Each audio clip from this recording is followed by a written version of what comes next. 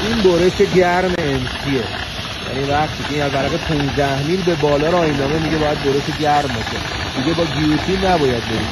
این خطایی که میفته اینا میشه خاک آهن که میره، حالا بعداً خیلی استفاده هم نداره، خیلی قیمتی هم نداره، به نوعی فرط آهنه دیگه.